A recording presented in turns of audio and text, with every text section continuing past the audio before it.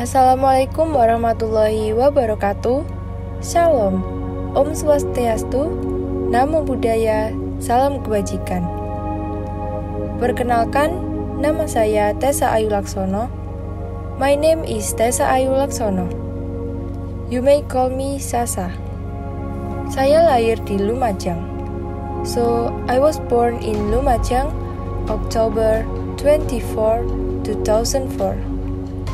I'm a 12th grader in SMA Negeri 1 Tempeh, Lumajang.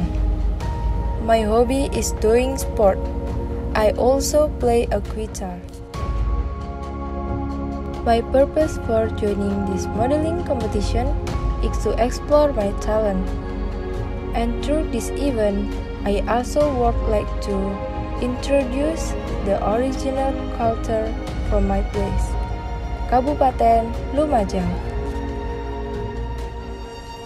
Prestasi yang saya miliki yaitu juara 1 lomba foto kategori SMP SMA, juara lomba fotogenik, dan menjadi anggota Paskibraka tingkat kecamatan tahun 2022.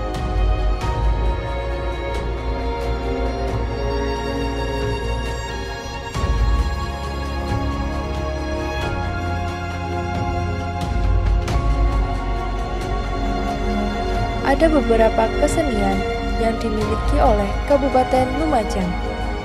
Kesenian ini pula yang menemani peristiwa dan cerita sejarah di Kabupaten Lumajang.